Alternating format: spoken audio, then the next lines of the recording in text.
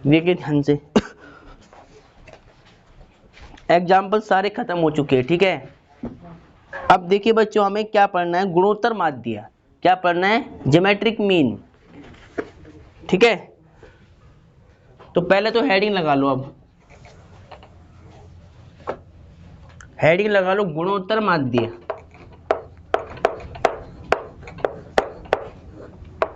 गुणोत्तर माध्य, geometric mean क्या है, इसको क्या बोलते हैं? Geometric mean. गुणोत्तर माध्य का मतलब होता है ज्योमेट्रिक मीन, और इसको रिप्रेजेंट करते हैं शॉर्ट फॉर्म में capital GM, G for geometric, M for mean, गुणोत्तर माध्य, ठीक है।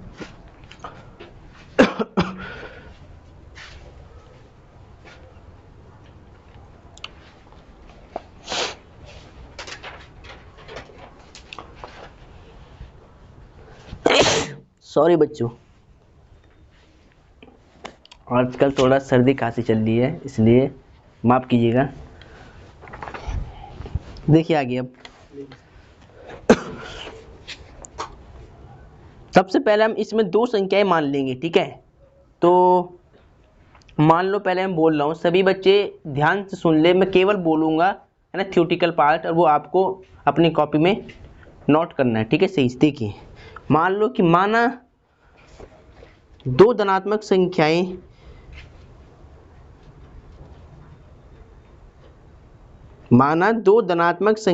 a तथा b के मध्य गुणोत्तर माध्य, माना दो धनात्मक संख्याओं a तथा b के मध्य गुणोत्तर माध्य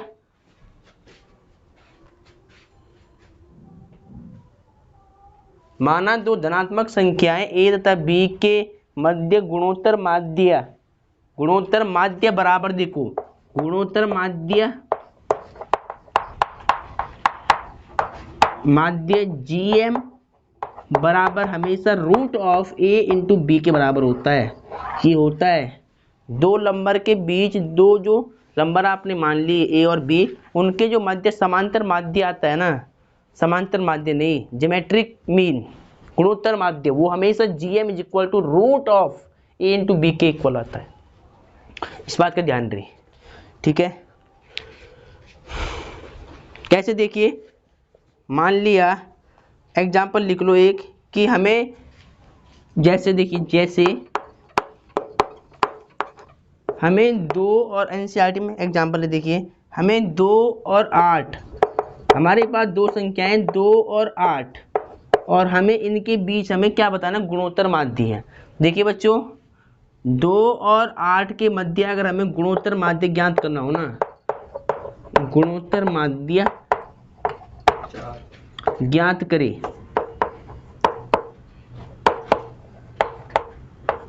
ठीक है। ऐसे अगर कोई सवाल है, ठीक है, अगर हमारे पास एक नंबर का क्वेश्चन एग्जामिनर पूछ लेता है कि 2 और 8 दो संख्याएं हैं, 2 और 8 के बीच में जो गुणोत्तर माध्य ज्ञात करना है आपको, ठीक है। गुणोत्तर माध्य का मतलब है कि इनके बीच में एक ऐसा नंबर हमें मिलेगा यहाँ से कि जो जीपी में होगा, ठीक है, मतलब जिनका सार्वनुपात समान आएगा सभी पदों का। तो देखिए, अगर a और b दो संख्याएं हैं, तो इनका जो ज्योमेट्रिक मीन होगा ना, यानी गुणोत्तर माध्य जीएम होगा, वो होगा root of a into B के बराबर का आता है। मैंने फॉर्मूला यहाँ पे देखो, a की वैल्यू ये मान लो, b की वैल्यू ये मान लो, 2 गुणा में 8 दूनी 16, रूट 16 का मतलब क्या, 4। तो वी कैन से डेट, हम क्या कह सकते हैं कि इनके बीच में जो नंबर आएगा वो 4 आएगा। अगर इनके बीच में 4 है तो ये जीपी में क्या लाएगा, देखिए इसका डिवाइड कर लो 2 मिल जाएगा, इसका कर लो इसमें 2 मिल जाएगा, है ना। तो ऐसे एक नंबर का मतलब क्वेश्चन पूछ लेता है, ठीक है। एग्जामिनर दो नंबर आपको देगा और पूछ लेगा कि इनके बीच में ज्योमेट्रिक मीन बताओ कितना है ना। तो इस बात का ध्यान रहे। तो अब ये जो 2, 4, 8 होगा, ये जीपी में होंगी, ये क्या होंगे, जीपी में है नहीं, जीपी में देख लो, पहले भाग कर लो, इसका कर लो, इसमें भाग 2 आएगा, इसका भाग इसमें 2 आएगा, है ना, यानी सार्वनुपात सेम आएगा। तो इस तरह आपको यहाँ पे निकालना है। और ज्योमेट्रिक जो मीन है इसका फॉर्मूला ये होता है सीधा, ठीक है, तो ध्यान दे इस बात का। तो सभी बच्चे यहाँ पर ध्यान दे, एक नंबर का एग्जामिनर ने बहुत बार क्वेश्चन पूछ रखा है कि दो संख्याओं के बीच का गुणोत्तर माध्य बताओ, ठीक है, तो इस तरह हम निकालेंगे उसको।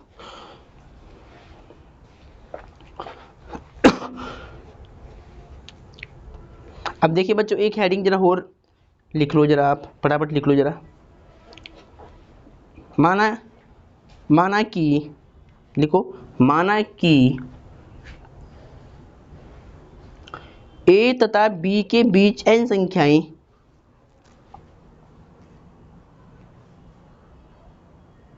माना कि ए तथा बी के बीच, अगर हमें देखिए क्वेश्चन में कैसे पूछ लेगा, क्वेश्चन में पूछ लेगा कि 1 और 26 के बीच में 10 संख्याएं बताओ, 1 और 26 के बीच में 10 नंबर बताओ, 5 नंबर बताओ, इस तरह पूछ लेगा। और ये साथ में ये भी बोल लेगा कि जो ये इनके बीच में नंबर होंगे ये होंगे जीपी के अंदर, गुणोत्तर माध्य में होंगे, मतलब जीपी में होंगी, ऐसे पूछ लेगा तुमसे। तो क्या करना, हमने मान लिया कि इसको ए मान लिया, अभी इसको बी मान लिया, ठीक है। तो अब आप इसके आगे लिख लो पहले कि माना कि ए तथा बी के बीच n संख्याएं हैं, ठीक है, जो नंबर हमने गिरे वो मान लिया n संख्याएं हैं, ठीक है, n संख्याएं G1 G2 G3 and so on Gn है। इनके देखो ए और बी के बीच में हमने कुछ नंबर मान लिए, गुणोत्तर माध्य में जो होता है G1, इसको G2, इसको G3 and so on Gn, इस तरह। इस प्रकार है कि, ठीक है, Gn है, इस प्रकार है कि जो B वाला पद होगा ना वो गुणोत्तर माध्य में n+2 होगा पद, n+2 पद होगा। देखिए ये क्या है ये तो हमने इनके बीच में n संख्याएं घेरी है, n संख्याएं हैं, तो ये तो हो गए n पद, यहाँ से यहाँ तक n पद हो गया। ध्यान दो पहली बात में, देखो पहले तो यहाँ पे समझ लो इसको। देखो इतना लिखने के बाद देखिए आपको यहाँ पे दोबारा लिखना है इसको। मान लिया मैंने कि A और B नंबर के बीच में मुझे कुछ संख्याएं गिरनी है। मान लिया कि मैं n संख्याएं गिरता हूँ, इन दोनों नंबर के बीच में n नंबर्स गिरता हूँ। मैंने क्या करा, इनके बीच में n नंबर का ये मतलब है कि G1, और वो नंबर है हमेशा क्या होते हैं जीपी में होते हैं, ठीक है, G1 G2 G3 and so on Gn, इस तरह, ठीक है। तो ये देखो यहाँ से यहाँ तक ये number G1 G2 G3 n तक जा रहा है, Gn तक, तो ये तो कुल मिला के n नंबर हो जाएंगी, n संख्याएं, ये क्या है n संख्याएं कुल मिला करके, और एक ये नंबर है इसका, तो ये तो n+1 नंबर हो जाएंगे n, ठीक है। यहाँ n पद है, यहाँ पर 1 मतलब एक पद हो रहे हैं, तो यहाँ से और यहाँ से मिलाकर n और इसको मिलाकर ये हो जाएगा n+1 पद, 1वां पद हो जाएगा ये, ठीक है। अगर ये b भी अगर यहाँ पर शामिल हो जाए ना, ये n, देखो n संख्या ये रहा, एक संख्या ये रहा और एक ये रहा, तो बीवा जो मतलब वैल्यू होगी, मतलब बीवा जो पद होगा ये होगा n+2 पद, होगा नहीं होगा भाई, n पद ये रहा और ये n+1, ये n+2 हो जाए, एक फालतू पद, ये कुल n पद है, तो ये n+1 a पद, और ये हो जाएगा n+2 पद। भाई ये n संख्या हमने घेरी है, एक संख्या ये रही n+1 और एक b संख्या लास्ट में n+2 पद होगा b की। आई बात समझ में? आया नहीं आया? आराम से बैठ जाओ पहले, बोलो भाई। ये n संख्या हमने घेरी, एक नंबर ये रहा n+1 नंबर, और एक नंबर ये लास्ट में n+2 पद, तो b की वैल्यू क्या हो जाएगी, n+2 पद है b। तो यहाँ पे लिख लो इसके नीचे कि इस प्रकार, इसके नीचे लिखो इस प्रकार b गुणोत्तर श्रेणी का, जो ये b है लास्ट में लिखा हुआ b, इस प्रकार b गुणोत्तर श्रेणी का n+2 पद है। ध्यान दो इस बात का, इस प्रकार जो b है वो जो होगा गुणोत्तर श्रेणी का n+2 पद होगा। कैसे होगा, n नंबर ये रहा, एक नंबर n+1, वो n+2 में मतलब गिना जाएगा, तो जो b होगा वो क्या होगा, n+2 वापस होगा, लास्ट वाला नंबर। अगर कुछ संख्या हम घेरते बीच में तब के लिए ये फॉर्मूला, ठीक है। तो और एक बात और ध्यान रखना है कि जो b का फॉर्मूला होगा ना, b निकालने का, जो b निकालने का फॉर्मूला होगा a r की पावर n+1 होगा, a r की पावर n+1, ठीक है। अभी लिखवाता हूँ मैं जरा इसके बारे में। तो सबसे पहले ध्यान दो इधर, सभी बच्चे पहले इसको यहाँ तक कर ले नोट, इसको बिल्कुल सही से। चलो अब बच्चों ध्यान से देखिए, ठीक है, सभी बच्चे ध्यान से देखिए, कंसेप्ट यहाँ पर बच्चों की समझ में नहीं आता है। ये n पद है, एक पद फालतू ये हो गया ना n+1 पद, एक पद ये हो गया फालतू n+2 पद। आ रही बात समझ में नहीं आ रही? यहीं पे बच्चों की बात समझ में नहीं आती है कि n+2 पद कैसे है। भाई देखो जरा, एक बार जरा और देखो, थोड़ा कंसेप्ट यहीं पर मेन चीज है। देखो ये मेरे पास इतने पद, तो n पद है भाई, n तक जा रहा ना ये, जिस तरह मैंने कहा 1+1+1 कहाँ तक जा रहा है, n तक, इनका तो केवल n पद आएंगे। उसी प्रकार से सिमिलरली क्या होगा, ये n तक जा रहा है, यहाँ से यहाँ तक जो होंगे n पद होंगे। एक पद मान लो ये फालतू आ रहा है a, एक पद ये भी तो अलग है इनसे, तो एक पद ये है, एक पद ये रहा, ठीक है, और ये है दूसरा पद लास्ट वाला, n पद, एक पद, दो पद, ये b वाला दो पद हो गया ना, दो पद। अब देखो n में जोड़ लो, एक पद और जोड़ लो, तो n से एक ज्यादा n+1 पद हो जाएगा, वह पद हो जाएगा। लेकिन एक पद मतलब एक पद ये भी होगा ऐड, जब एक पद इसमें और ऐड होगा तो क्या बन जाएगा, n+2 पद होगा b इसका। आई बात समझ में है अभिषेक? क्लियर? चलो अब देखो, माना एक जीपी है, ज्योमेट्रिक प्रोग्रेशन, ए और बी दो नंबर है जीपी के अंदर, बीच में हमने कुछ नंबर घेर दिए, G1, G2, G3 and so on Gn, ठीक है। ए क्या है, जीपी का प्रथम पद है, तो A1 की वैल्यू तो सीधा A बन जाएगा फॉर्मूला, ठीक है। G1 का फॉर्मूला बताओ कितना होगा? ये है 2 वापस जीपी का, भाई ये जो G1 आ रहा है ये आ रहा है दूसरे नंबर पे आ रहा है। अब 2 वापस का फॉर्मूला क्या था, AR, AR था ना, सिमिलरली हाँ वही है। फिर जो G2 निकालने का फॉर्मूला होगा ना, यानी ये है AP का तीसरा पद, A3 AR स्क्वायर, फिर ये A4 AR की पावर 3, 4 है तो 3 आएगा ना वहाँ, 4 है तो 3, हाँ सही है, हाँ सही है, सही है, सही है, राइट राइट है ना। अब सिमिलरली देखो ये क्या हो जाएगा, भाई ये पद का फॉर्मूला AR है, इस पद का AR, इस पद का फॉर्मूला क्या AR है, इसका क्या होगा AR स्क्वायर, इसका हो जाएगा AR3, ठीक है। पहले एक बार थोड़ा रुक जाओ जरा, ध्यान रहे इधर, A1 की वैल्यू A, A2 की वैल्यू AR, ठीक है, बिल्कुल सही चल रहा है। देखो अब तुम क्या दे रहे ध्यान, यहाँ अगर G1 है तो यहाँ पर R आ रहा है एक, यहाँ G2 है तो R भी 2 आ रहा है, G3 है तो R भी 3 आ रहा है। अब देखो मतलब एक पद इनमें ऐड हो रहा है, देखो कहाँ पे भाई, यहाँ से गिनो ना पद, A1 तो ये है, इसका प्रथम पद A1 होगा, A1 मतलब केवल A के बराबर, A2 ये मानेंगे, ये G1 है A2, ये A3, ये A4 पद है जीपी का, ये AN पद है।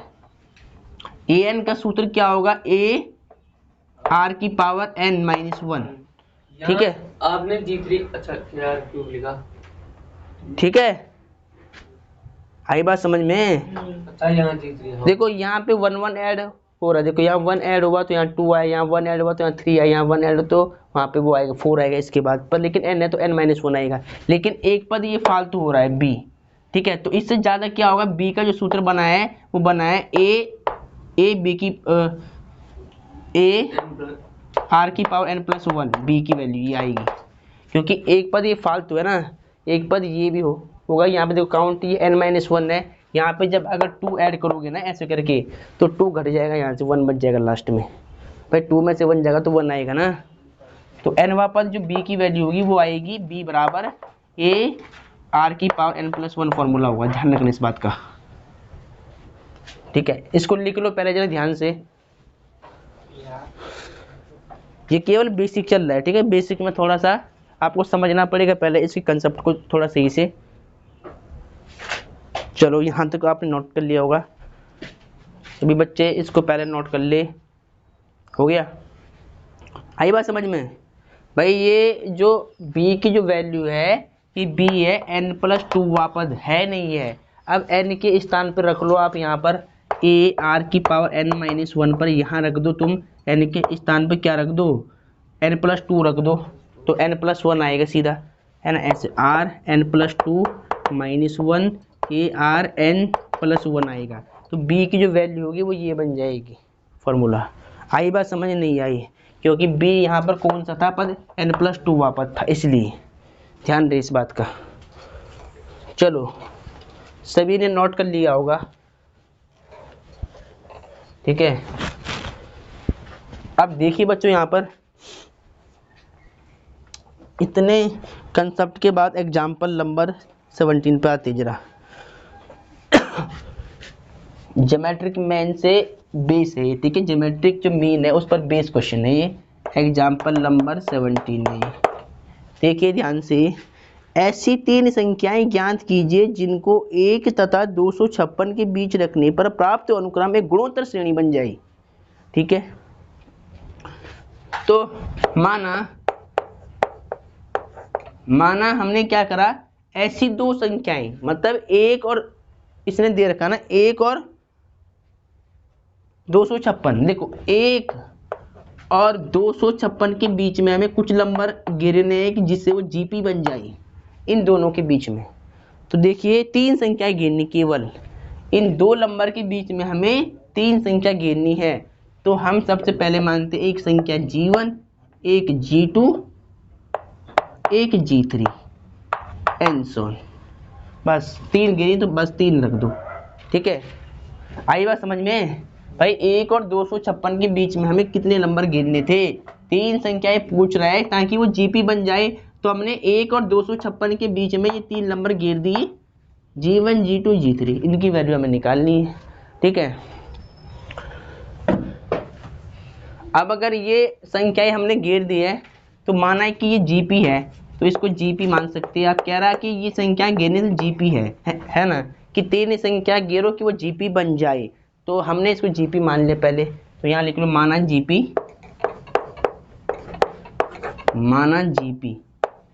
ये होगी हमारे पास, ठीक है।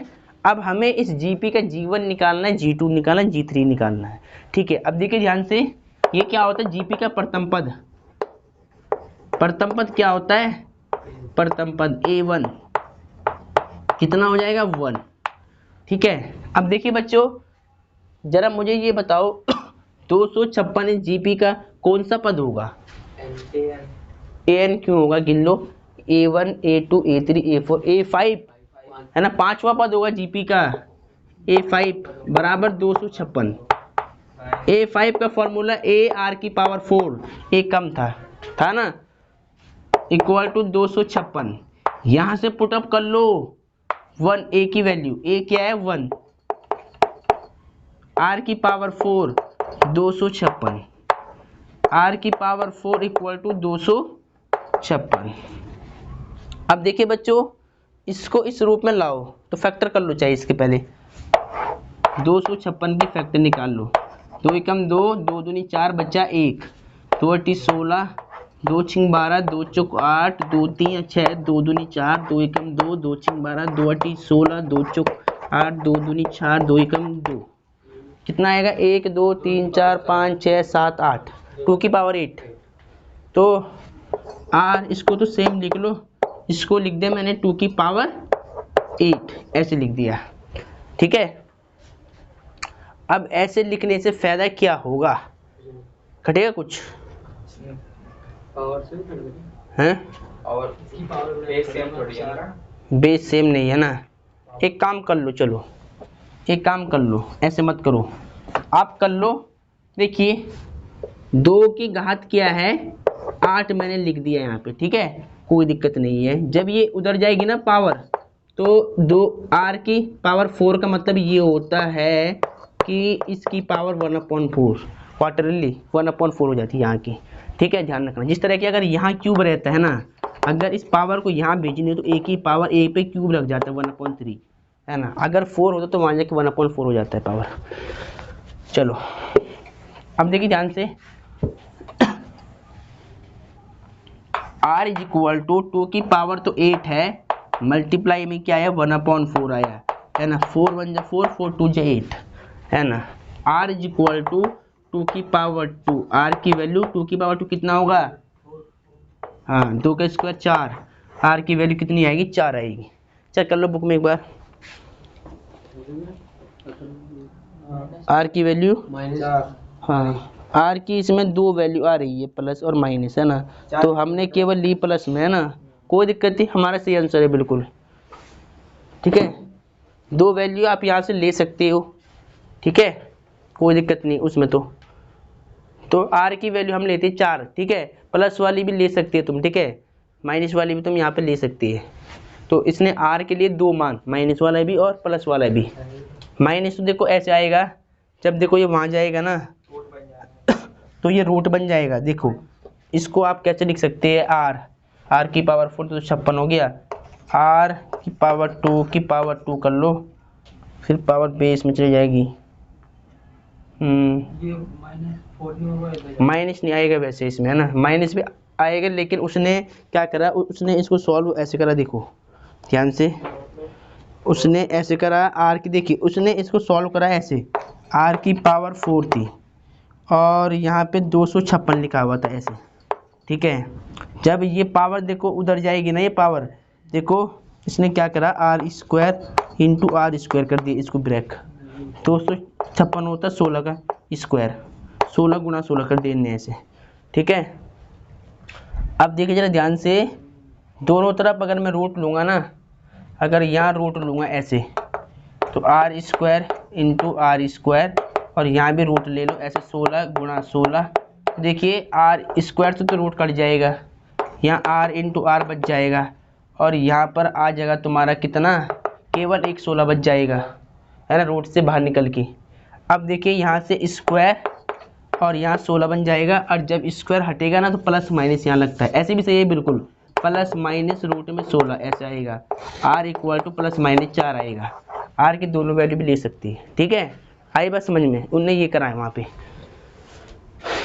और हमने इसको सिंपल मतलब रूट के बिना ही कर लिया सॉल्व, ठीक है। तो हमारा भी बिल्कुल सही है, ठीक है, क्योंकि इसने एक बार लिया प्लस वाली वैल्यू, एक ली इसने माइनस वाली ना, अब हमें यहाँ से एक ही वैल्यू लेनी होगी खाली, है ना, तो ये बिल्कुल सही है। तो r की वैल्यू तो हमने निकाल दी 4, अब हमें निकालना है g1 g2 g3 की वैल्यू, यानी gp का सेकंड पद क्या होता है, a2 की जो फॉर्मूला होगा, हमने अगर g1 माना है g1 तो a2 है, ठीक है, gp का 2 पद हमने g1 मान रखा है, g1, देखिए जरा g1 का फॉर्मूला क्या होगा ar। अब देखिए बच्चों a की वैल्यू कितनी थी 1, r की वैल्यू 4, 4 एकम 4, तो g1 आएगा 4, a3 ये है g2 तीसरा पद a3 gp का, तो लिख लो यहाँ पे a3 का फॉर्मूला ar स्क्वायर, है ना। अब देखिए a की वैल्यू पुटअप कर लो 1, r की वैल्यू 4 का स्क्वायर, 1 गुणा 4 का 16, तो इसका आएगा 16, और ये वाला जो पद है जीपी का, ये चौथा पद है, a4 है, जीपी का g3, तो a4 का फॉर्मूला क्या होता है, ar3 होता है, नहीं होता है, बस यहाँ पे पुटअप कर लो, a की वैल्यू 1, r की वैल्यू 4, 4 का क्यूब कितना होता है, 64, 64 होगा ना, 64, तो अतः उसके बाद लिखो, अतः जीपी बराबर 1 4, हाँ, इतना देखो, इतना करने के बाद यहाँ लिख देना, अतः एक और 256 के बीच में तीन संख्याएं, बीच में तीन संख्याएं, 1 और 256 के बीच में जो हमारी संख्याएं आएंगी वो ये आएंगी 4, 16 और 64। 4, 16, 64। माइनस वाली वैल्यू भी आप ले सकते हो, ठीक है, उसमें कोई दिक्कत नहीं है। अगर ऐसे आपने सॉल्व करा रूट निकाल के तो वैसे भी कर सकते हो, ठीक है। देखो कैसे, अगर वहाँ पर उसने क्या करा, देखो a की r की पावर 4 था, 256 था, उसने क्या कर दिया, सीधा दोनों और लिया उसने रूट। जब यहाँ रूट लेगा r स्क्वायर का स्क्वायर बन जाएगा, यहाँ रूट लेगा 256 होगा। ध्यान दो पहले मेरी बात से, इससे तो ये हट जाएगा, फिर क्या बचेगा, फिर बच जाएगा आर स्क्वायर, या केवल 16 बच जाएगा, है ना। इसका क्या आता है, 16 का है रूट, बस फिर आर स्क्वायर प्लस माइनस ऐसे 16 हो जाएगा, आर बराबर प्लस माइनस 4 हो जाएगा, है ना। फिर इसकी एक जीपी और निकल जाएगी, ठीक है। कैसे भी कर लो, वो उसने तो ये करा वहाँ पे, ठीक है। आई बात समझ में। तो अगर तुम चाहो तो ये भी कर सकते घर जाके अपना आराम से, कोई दिक्कत नहीं है, ये बिल्कुल सही है। एक ही हमने केवल एक ही मतलब प्लस वाली वैल्यू लेकर आंसर निकाला है, उसने माइनस वाली में भी उसको आंसर निकाल दिया, कोई दिक्कत नहीं, दोनों बिल्कुल राइट मानी जाएंगी। प्लस में छोड़ दो चाहे माइनस में भी छोड़ दो, कोई दिक्कत नहीं। चलो कल अभी तो हो रहा है, मोस्ट इम्पोर्टेंट चीज़ है अभी तो, समांतर माध्यम में संबंध है, बहुत मोस्ट इम्पोर्टेंट है ये। ठीक लो सभी बच्चे, हेडिंग गिन लो पहले। समांतर माध्य तथा गुणोत्तर माध्य के बीच में संबंध, relationship between M arithmetic mean and GM geometric mean, इनके बीच हमें क्या निकालना है, संबंध निकालना है। हेडिंग लगा दो। ये एग्जाम में भाई, एनुअल एग्जाम में बहुत बार पूछ रखा है, एग्जामिनर ने 1 नंबर में है ये, खाली टिक मार में आता है कि समांतर माध्य और गुणोत्तर माध्य में संबंध, टिक मार में माध्य, समांतर माध्य तथा गुणोत्तर माध्य, समांतर माध्य माध्य तथा गुणोत्तर माध्य के समांतर माध्य तथा गुणोत्तर माध्य के बीच संबंध, ठीक है। संबंध बताना आपको, समांतर माध्य और गुणोत्तर माध्य के बीच में संबंध बताना क्या होगा। इंग्लिश में लिख सकते हैं रिलेशनशिप,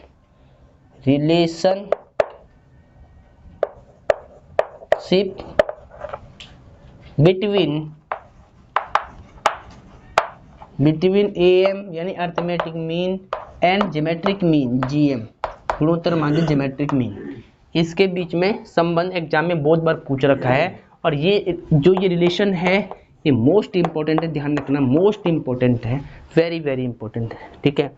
एग्जाम में 1 नंबर का पूछ रखा है डेली, मतलब हर साल के एग्जाम में। इसमें पहला तुम जरा मान लो, माना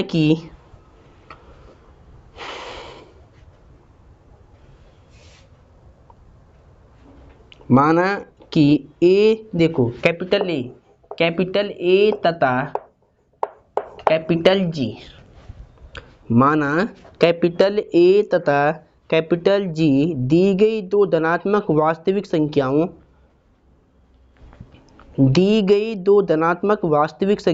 ए तथा बी के बीच दो धनात्मक वास्तविक संख्याओं ए तथा बी के बीच क्रम से समांतर माध्य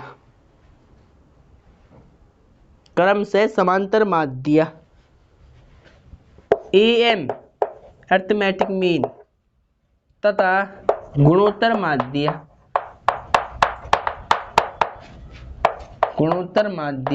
जीएम ज्योमेट्रिक मीन है,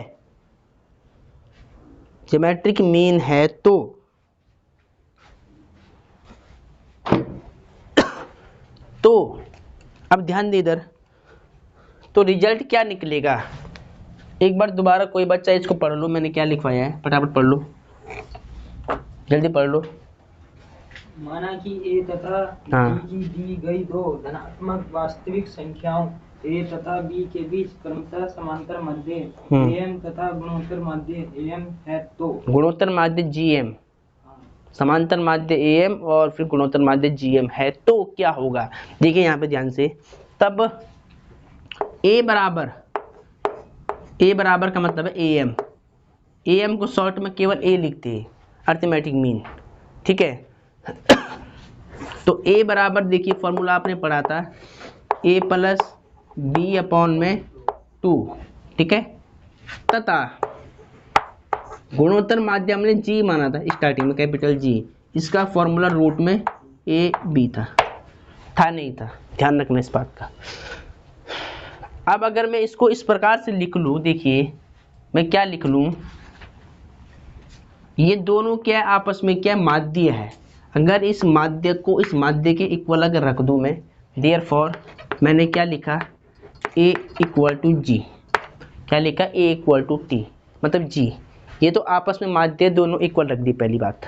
उसके बाद A की वैल्यू पुटअप कर लो, A प्लस B अपॉन 2, और G की वैल्यू पुटअप कर लो, ठीक है, रूट AB, ठीक है। तो इससे क्या होगा, एक मिनट जरा है, एक मिनट, हमने फॉर्मूला तो सही लिखा है, ठीक है, इस प्रकार, ठीक है, कोई दिक्कत नहीं है। देखिए बच्चों ध्यान से देखिए इधर,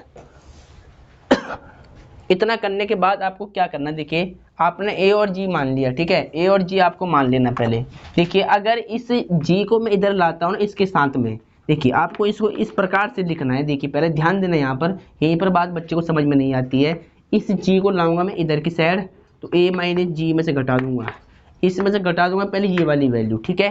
फिर क्या करना है, फिर इसको मैंने वहीं रहने दिया बाहर, जब ये नंबर जाएगा उधर की साइड इसके बाहर जाएगा तो माइनस का A प्लस B अपॉन 2 कर दूंगा मैं। इतनी बात समझ में नहीं आई, नहीं आई।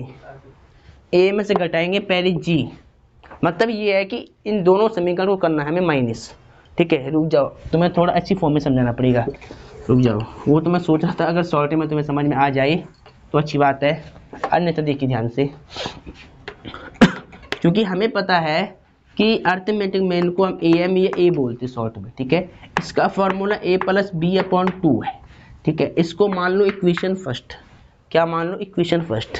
सिमिलरली जो ज्योमेट्रिक मीन को हम G या GM बोलते हैं, शॉर्ट में मैंने G लिख दिया कैपिटल, इसका फॉर्मूला था रूट AB, इसको मान लो समीकरण नंबर 2, ठीक है। अब लिखो समीकरण 1 और समीकरण 2 को आपको क्या करनी है, माइनस करना, घटाना है, ठीक है। तो यहाँ पर लिख सकते हैं समीकरण 1 माइनस समीकरण 2, समीकरण 1 में से आपको समीकरण 2 घटाना है सीधा, ठीक है, इसमें से ये घटेगा, ठीक है। तो क्या होगा, लेफ्ट में से लेफ्ट को हम घटाएंगे और राइट में से राइट को घटाएंगे सीधा। आई बात समझ में, इतनी बात समझ में आई नहीं आई, चलो अब ऊपर का रफ कर रहा हूँ मैं, तो सीधा मैंने वहाँ पर ये संबंध लिख लिया था, देखो है ना, ये लिखा था मैंने सीधा वहाँ पर, अभी लिखा था नहीं लिखा था ये वाला सीधा, इसलिए मुझे लगा कि तुम लोगों को एकदम समझ में बात आ जाएगी, लेकिन अब मैंने इसको, पहले नहीं आएगा बाद में आएगा ये, देखो ध्यान से। अब देखिए बच्चों आपको क्या करना है, पहले यहाँ पर ध्यान दे सभी बच्चे, A माइनस G में हम संबंध निकाल ले, हम क्या कर रहे हैं, A कैपिटल A समांतर माध्य और गुणोत्तर माध्य G के बीच में संबंध बता रहे हैं कि क्या होगा, ठीक है। तो A माइनस G मैंने सेम रख दिया, देखिए यहाँ पे 1 लेट करके क्रॉस मल्टीप्लाई फ्रैक्शन को सॉल्व करेंगे, ठीक है। A प्लस B, बीच में माइनस चल रहा है, इसका मल्टीप्लाई यहाँ होगा 2 इंटू में रूट AB, और 2 1 जा 2। इतनी बात समझ में आती नहीं आती, क्लियर। चलो अब आगे चलते।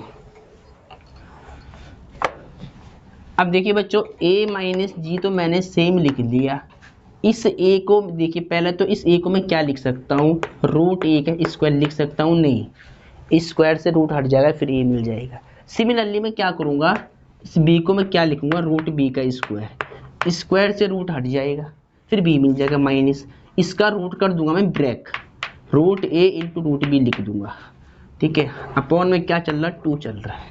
इतनी बात समझ में आई नहीं, अब जरा बताओ राइट में क्या होगा, कौन बताएगा तुम्हें से? फॉर्मूला लग गया यहाँ पर A square B square minus 2ab का फॉर्मूला लग गया, नहीं लग गया? a प्लस बी का होल स्क्वायर माइनस का, क्योंकि वहाँ पे माइनस दे रखा। a तो रूट a है, b क्या है? रूट b है, इसका होल स्क्वायर का यूज हो गया फॉर्मूला ऊपर। अपॉन में क्या चल रहा है? 2 चल रहा है। अब जरा मुझे एक बात तुम यहाँ पर ये बताओ कि अगर किसी नंबर का ऊपर में स्क्वायर अगर निकालूं और उसको भाग करो 2 से तो हमें वैल्यू क्या मिलेगी? बड़ी मिलेगी 1 से। देखो ना बुक में लिख रखा है, देखो ध्यान से देखो, पहले 0 से मतलब बड़ी वैल्यू आएगी, आएगी ना भाई। अगर किसी भी नंबर मान लिया, अगर यहाँ 2 नंबर a और b है, ठीक है, अपॉन में 2 है और इसका वर्ग हो रहा है। अगर मान लिया मैं यहाँ रखता हूँ 2 माइनस 1 अपॉन में 2, इसका वर्ग कर लो ऊपर वाले का, कितना आएगा? 1 अपॉन 2, 1 का वर्ग कितना आएगा? 1/2। रुक जाओ पहले देखिए, ऐसे अगर रूट के अंदर कोई वैल्यू रखूँ मैं, ठीक है, रूट के अंदर मान लिया, रूट के अंदर कोई वैल्यू मैं यहाँ रख लेता हूँ क्या, और ऊपर वर्ग हो रहा अपॉन में 2 चल रहा, रूट के अंदर यहाँ रख दे मैंने 4, और रूट के अंदर वही वैल्यू होती है कि जिनका रूट आ सकता है, बाहर निकल सकता है, मतलब ध्यान दे इस बात का। b की वैल्यू 16 मान लो, चाहे यहाँ 9 मान लो, कुछ भी मान सकते हैं आप ऐसे करके, ठीक है। देखिए इसका 2 निकलेगा, इसका 3 निकलेगा, स्क्वायर अपॉन में 2, और फिर कितना आएगा? 3 में से 2 जाएगा, माइनस का 1 का स्क्वायर अपॉन 2, माइनस वाली वैल्यू बन जाएगी प्लस, और हाफ क्या है? 2 से बड़ा है, मतलब 0 से बड़ा है, 0 से बड़ा है, मतलब जो भी वैल्यू आप यहाँ पे रखते हो उसकी वैल्यू क्या आएगी? 0 से बड़ी आएगी, हमेशा आएगी ना। हाँ, 0 से मतलब बड़ी आएगी। 0 रखेंगे? 0 नहीं रखना, 0 को छोड़ करके, 0 भी रख सकते, कोई दिक्कत नहीं। 0 या फिर उसके इक्वल या उससे बड़ी होनी चाहिए, ऐसी वैल्यू यहाँ रखो कि वो वैल्यू या तो 0 मिल जाए या उससे मिल जाए बड़ी, उसके लिए ये यहाँ बना है संबंध, रिलेशन, ठीक है। देखिए तो मतलब इसमें जो भी वैल्यू तुम रखते हैं ना, स्क्वायर से भी वो वैल्यू क्या बन जाएगी? प्लस बन जाएगी, प्लस पॉजिटिव बन जाएगी, और वो वैल्यू हमेशा क्या होती है? 0 से बड़ी मानी जाती है। तो यहाँ आएगा 0 ऐसे, ठीक है, माइनस का g जाएगा उधर, प्लस का g बन जाएगा, ठीक है। अब 0 है तो हमेशा ध्यान रखना समांतर माध्य, अब यहाँ पर इक्वल टू था ना, अब इक्वल टू को हम क्या लिखेंगे कि जो समांतर माध्य है वो हमेशा ग्रेटर देन इक्वल टू जी से होता है, ऐसे इससे मतलब बड़ा रहता है, ये इसके बीच संबंध है, ठीक है। बुक में चेक कर लो, हाँ ठीक है, आई बात समझ में? तो ये बच्चों संबंध है, इक्वल टू हटा करके हमने यहाँ पे ये लगा लिया, ठीक है। ये लगा सकते सीधा अब आप यहाँ पर, ठीक है, यहाँ भी लगा सकते, ये कोई दिक्कत नहीं है, ठीक है। ये आपको वैसे ना यहाँ मतलब यहाँ पे लगाना चाहिए, कायदे से आपको ऊपर लगाना चाहिए, ठीक है।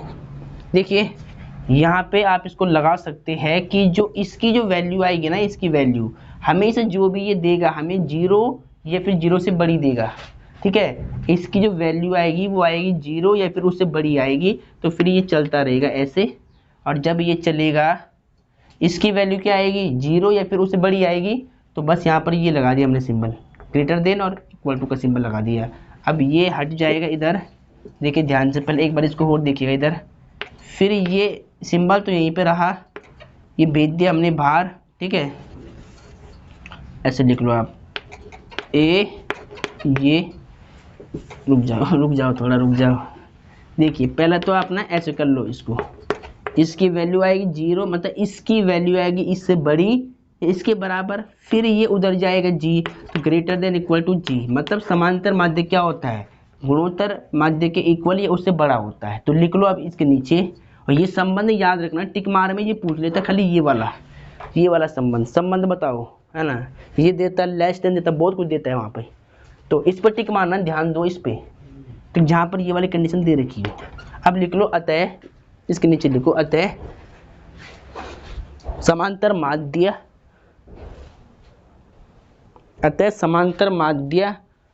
गुणोत्तर माध्य के बराबर, या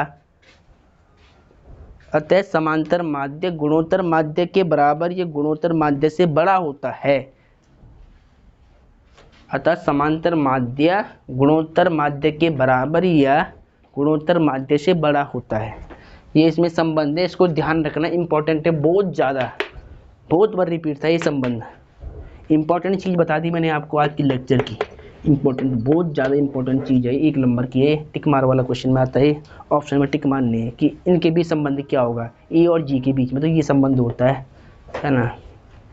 तो क्या लिखा तुमने? बड़ा होता है। हाँ, तो इस बात का ध्यान। हेलो, तो देखिए बच्चों, आपने गुणोत्तर माध्य और समांतर माध्य में आपने संबंध पढ़ लिया है, ठीक है। आपने क्या पढ़ लिया है? गुणोत्तर माध्य और समांतर माध्य में आपने संबंध पढ़ लिया है। और एग्जामिनर पूछ लेता है, एग्जामिनर इस बात को बार बार पूछ लेता है कि गुणोत्तर माध्य और समांतर माध्य में क्या संबंध है। तो हमेशा ध्यान रखना कि समांतर माध्य क्या होता है, गुणोत्तर माध्य के बराबर या उससे बड़ा होता है। हमेशा एग्जामिनर एक क्वेश्चन में, मतलब 1 नंबर में पूछता है इसको कि एएम और जीएम के बीच में क्या संबंध है। इसके बीच में संबंध होता है ग्रेटर देन इक्वल का होता है, ठीक है। इसकी वैल्यू या तो इसके इक्वल आएगी या इसकी वैल्यू इससे बड़ी आएगी। इस बात का ध्यान रहे, एग्जामिनर पूछ लेता है, इसे अपने माइंड में सेट कर लो ढंग से। डस्टर कहाँ है? ठीक है, तो इस बात का ध्यान रहे सभी बच्चों को। तो अब देखिए एग्जाम्पल नंबर 18 मोस्ट इंपॉर्टेंट है, बहुत ज़्यादा लिख लो, वेरी वेरी इंपॉर्टेंट एग्जाम्पल, फिर आपके सारे खत्म हो जाएंगे। Example 18 is most important, very very important, बहुत ज़्यादा इंपॉर्टेंट एग्जाम्पल है ये। देखिए, यदि दो धनात्मक संख्याओं a तथा b के बीच समांतर माध्य तथा गुणोत्तर माध्य क्रमशः 10 और 8 है तो संख्याएं ज्ञात करो। भाई, दो संख्याओं के बीच में समांतर माध्य दे रखा है और साथ ही हमें गुणोत्तर माध्य भी दे रखा है। हमें बताना कि वो दो संख्याएं क्या है ना। देखिए, एक दो संख्या मान ले a b है, इनके बीच में हमें दो वैल्यू दे रखी है। एक तो समांतर माध्य 10 दे रखा है और एक तो गुणोत्तर माध्य 8 दे रखा है। तो हमें ये संख्या बतानी है कि a और b की वैल्यू कितनी आएगी, ठीक है। आसान क्वेश्चन है, बहुत ज़्यादा आसान क्वेश्चन है ये। तो इसको पहले मान लो, ठीक है, इसको पहले सही से मान लो कि माना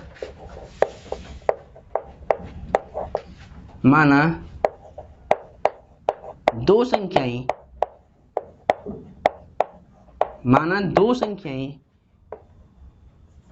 क्रमशः a तथा b है।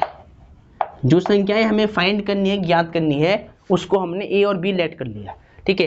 कि माना दो संख्याएं a तथा b है।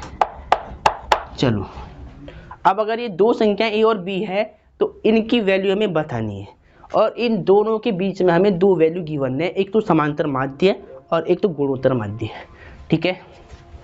अब हमें क्या पता है, कंसेप्ट को तुम्हें ध्यान में होना चाहिए। अगर दो संख्याएं a और b है और इनके माध्य समांतर माध्य क्या होगा, बताओ जरा फॉर्मूला। भाई, a और b के बीच में समांतर माध्य क्या होगा, a प्लस b बाई 2 हो जाएगा। अर्थमेटिक मीन क्या हो जाएगा, am is equal to a plus b by 2 हो जाएगा।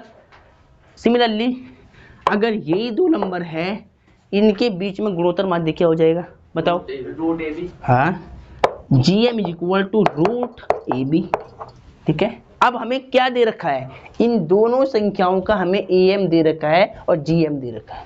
हमें बताना है कि a और b कितनी है। यहाँ पर आई बात समझ में, क्लियर क्वेश्चन आया। चलो,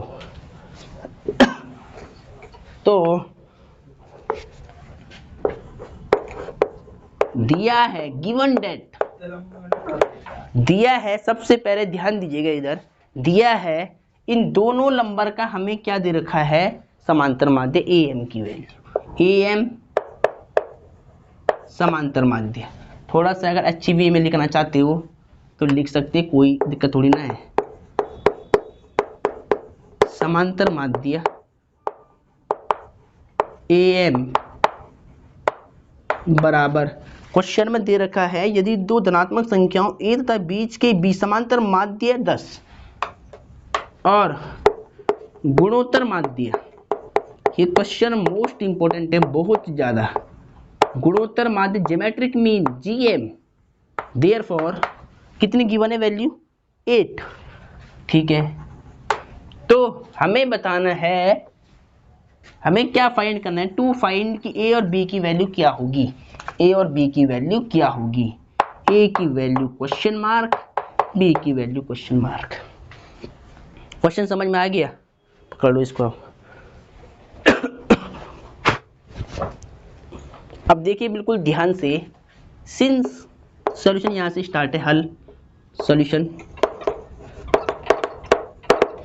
देखिए हमें गिवन है कि ए एम अर्थमेटिक मीन जो है वो 10 हमें गिवन है। क्वेश्चन में इतनी वैल्यू पता है नहीं है हमें, ठीक है, ऑफ कोर्स पता है। देखिए ए एम का फॉर्मूला हम जानते हैं, we know that A plus B by 2 होता है नहीं होता है। इसका फॉर्मूला इसके नीचे ओपन कर दिया, ठीक है, ए एम का इक्वल टू 10। आई बात समझ में, ठीक है। अब इसको थोड़ा सॉल्व कर दो, यहाँ पर क्रॉस मल्टीप्लाई मार के, तो a प्लस बी का 1 टाइम मल्टीप्लाई हो जाएगा, इसका मल्टीप्लाई यहाँ कर लो, 2 10 20। इक्वेशन नंबर फर्स्ट नाम रख दो इसका, क्या रख दो, इक्वेशन फर्स्ट रख दो। चलो सिमिलरली अब मैं इसको यहाँ करूँगा साइड में। देखिए सिंस हमें गिवन क्या है, GM geometric mean, geometric mean हमें कितना दिया है 8। ज्योमेट्रिक मीन का फॉर्मूला क्या होता है, root of A B, root of A B, इसकी वैल्यू 8 दे रखी, ठीक है। यहाँ तक बात समझ में आती नहीं। अब यहाँ से रूट हटाने के लिए मैं दोनों पक्षों का वर्क कर दूंगा, ठीक है। Squaring root on both side लिख दो यहाँ पे, squaring root on both side. Squaring root, root लेना है मतलब स्क्वायर करना है, स्क्वायर स्क्वायर रूट, रूट मतलब square, square on both side. हाँ रूट है, स्क्वायर ले लो खाली, square on both side, square on both side, या हिंदी में लिख लो दोनों पक्षों का वर्क करने पर, ठीक है। तो स्क्वायर ऑन बोथ साइड, दोनों पक्षों का वर्क करने पर, हिंदी में लिख देना हिंदी वाले बच्चे, दोनों पक्षों का वर्क करने पर। जब इधर वर्क हो जाएगा तो यहाँ देखिए लेफ्ट साइड में जब ए रूट ए बी का वर्ग हो जाएगा और इधर भी स्क्वायर हो जाएगा, स्क्वायर मतलब वर्ग, ठीक है। यहाँ तो स्क्वायर से रूट हट जाएगा सीधा, ठीक है, यहाँ से स्क्वायर से रूट हट जाएगा, a into B equal to 8 का स्क्वायर 64, ठीक है। अब देखिए मैं क्या करूँगा, इक्वेशन फर्स्ट से मैं यहाँ से a की वैल्यू मतलब a की वैल्यू निकाल रहा हूँ और a की वैल्यू निकाल के यहाँ पुट कर रहा हूँ सीधा, ठीक है। तो देखिए ध्यान से, एक काम करो, इसको इक्वेशन फर्स्ट आप रहने दो, इक्वेशन फर्स्ट आप बनाओ इसको। देखिए मैं a की वैल्यू पुट कर रहा हूँ, मैं a की वैल्यू निकाल रहा हूँ पहले। यहाँ a is equal to 20, b जाएगा उधर माइनस का b बन जाएगा। अब मानो इसको इक्वेशन फर्स्ट, क्या मानो, इक्वेशन फर्स्ट मान लो। अब समीकरण 1 से a की वैल्यू यहाँ पुट कर लो यहाँ पे, ठीक है। तो देखिए ध्यान से, देखिए अब इक्वेशन फर्स्ट से मैं फ्रॉम इक्वेशन फर्स्ट, देखिए मैंने यहाँ पे क्या निकाला रिजल्ट, मैंने रिजल्ट निकाला a into B equal to 64। इसको पहले मैं यहाँ लिखता हूँ, a into B equal to 64, ठीक है, फ्रॉम इक्वेशन नंबर फर्स्ट। देखिए इक्वेशन फर्स्ट से इस वैल्यू को मैं यहाँ पुट कर रहा हूँ, तो देखिए a की वैल्यू रख दो 20 माइनस में b, माइनस में b, ठीक है। a की निकालो चाहे b की निकालो, एक ही बात है। a की वैल्यू पुट कर दी और b की मैंने सेम रख दी ऐसे, इक्वल टू 64 लिख दो फ्रॉम इक्वेशन नंबर फर्स्ट, समीकरण 1 से, फ्रॉम इक्वेशन नंबर फर्स्ट मतलब समीकरण 1 से रखा है, ठीक है। अगर चाहे तो आप यहाँ से a की वैल्यू भी निकाल सकते थे, तो हमारी जो मतलब समीकरण बनती वो बनती a के रूप में, ठीक है। अब हमने b के निकाले तो कोई दिक्कत नहीं है ना, b में कर लो इसको। देखिए ध्यान से, b का करो मल्टीप्लाई अंदर, 20b माइनस में b स्क्वायर, ठीक है, इसका यहाँ मल्टीप्लाई इसका यहाँ मल्टीप्लाई इक्वल टू 64। फिर देखिए ध्यान से, इस b स्क्वायर को लिख लो पहले, प्लस में 20b इधर आएगा माइनस 64 इक्वल टू 0, ठीक है। अब जरा यहाँ पर ध्यान दो, बिल्कुल बिल्कुल यहाँ पे ध्यान देना है आपको। माइनस है स्टार्टिंग में, तो पूरी इक्वेशन में क्या करेंगे, माइनस से मल्टीप्लाई या फिर डिवाइड कर लो, ये तो माइनस कॉमन ले लो, तो क्या आएगा बी स्क्वायर माइनस का प्लस, प्लस का माइनस, माइनस का प्लस 64 इक्वल टू 0, ठीक है। चलो अब देखिए यहाँ पर क्या बन गया, क्वाड्रेटिक इक्वेशन, द्विघात समीकरण बन चुकी है। इसके आप मूल से निकालनी, तो कैसे निकलेगा देखो जरा, ऐसे फैक्टर निकालो कि ऐड करके मिले 20, 16 के ऐसे दो फैक्टर चाहिए, मतलब 64 के कि ऐड करके हमें 20 मिल जाए। सोच लो, ऐड करके मिल जाए 20। पहले इसका ऐसे निकालो ना, नहीं मालूम चल रहा। 2 3 6, 2 दूनी 4, 2 एकम 2, 2 छंग 12, 2 अट्ठी 16, 2 चौक 8, 2 दूनी 4, 2 एकम 2, चेक कर लो। 2 दूनी 4 दूनी 8, 8 8 8 64, 8 8 8 8 16 होता है। 8 8 16 होता है। इक्वेशन फर्स्ट में देखो जरा, कुछ क्या था। 2 दूनी 4 दूनी 8, 16 4 हो रहा है 16 चौक 64, सही तो है, 16 चौक 64 होता है। सही है, सही है, सही सही। ठीक है, तो देखो यहाँ पे 2 दूनी 4 दूनी 8 दूनी 16 है ना, इसका बन जाएगा 16 चौक 64, 16 प्लस 4 20 मिल जाएगा। ठीक है, सही है बिल्कुल। देखिए ध्यान से, बस फैक्टर में थोड़ा आपको सोचना पड़ेगा। ठीक है, देखिए यहाँ पे 1 मल्टीप्लाई 64, 64 1 64 1, इसकी जो आप फैक्टर निकालोगे ना, आप 64 का जब फैक्टर निकालोगे तो 16 चौक क्या होगा, 64 हो जाएगा, और 16 प्लस 4 कितना हो जाएगा, 20 हो जाएगा। तो फैक्टर हमें मिल चुकी है, तो बी स्क्वायर माइनस 20 की वैल्यू पुटअप कर लो, 60 प्लस 20 की वैल्यू ये वाली पुट कर लो, ये इंटू में बी प्लस में 64 equal to 0। B square minus का multiply 16b minus plus minus 4b plus में 64 इक्वल टू 0। ठीक है, इन दोनों में कॉमन क्या है, b कॉमन है, इन दोनों में b कॉमन है, तो b माइनस का 16। अब देखिए इन दोनों में कॉमन क्या है, -4 कॉमन है, तो b माइनस में 16 इक्वल टू 0। ठीक है, चलो अब इतना करने के बाद बच्चों देखिए ये b माइनस 16 दोनों में फैक्टर कॉमन है, तो b माइनस में 16 को फैक्टर कॉमन लूँगा मैं और b को 4 के साथ, तो b माइनस में 4 इक्वल टू में कितना बच जाएगा, 0। ठीक है, अब देखिए ध्यान से, यहाँ से आपको क्या करना है, यहाँ से b माइनस 16 बराबर एक बार ये फैक्टर 0 के इक्वल, एक बार ये फैक्टर 0 के इक्वल, ये फैक्टर जाएगा उधर, माइनस का प्लस बन जाएगा और ये माइनस का प्लस बन जाएगा, तो ये b की दोनों वैल्यू आ गई। अब a की वैल्यू निकालने के लिए आपको पुट करना पड़ेगा फर्स्ट में ना, फर्स्ट में कर लो चाहे सेकंड में कर लो, कहीं भी कर लो पुट। ठीक है, तो इसको सेकंड मान लो, सेकंड में ही कर लो, है ना, इसको सेकंड मान लो और सेकंड में पुट कर लो। तो व्हेन मतलब जब, हिंदी में तुम्हें लिखना है कि व्हेन, जब x की मतलब b की वैल्यू लो 4 या 16 लो। देखिए जब मैं b की वैल्यू 4 लेता हूँ तो a की वैल्यू मुझे क्या मिल जाएगी, यहाँ पे पुट करनी पड़ेगी। ठीक है, पहला तो एक काम करो, इसको बाद में लिखना, इसको बाद में लिखना। पहला तो देखिए b का मान समीकरण 1 में रख के a का मान निकाल लो। b का मान समीकरण 1 2 में, तो है ना 2 में रखने पर, देखिए जब b का मान हम समीकरण 2 में रखेंगे तो a इंटू बी का मान रख दो पहले 16, तो 64, देखिए इंटू का नंबर डिवाइड में जाएगा तो 16 चौक 64, b बराबर 4 आ जाएगा। जब अगर मैं b का मान रखूँगा 4 तो a का मान कितना आएगा, 16। तो बस लिख लो, जब b बराबर 4 समीकरण 2 में रखने पर, समीकरण 2 में रखने पर,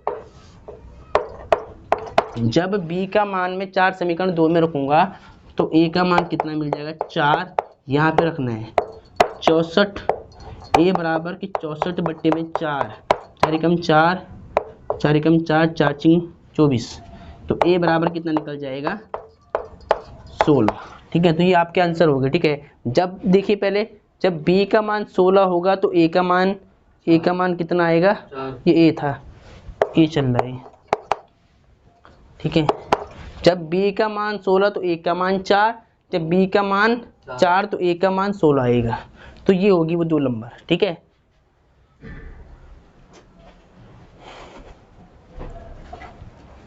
तो इसको बिल्कुल सही से नोट कर ले।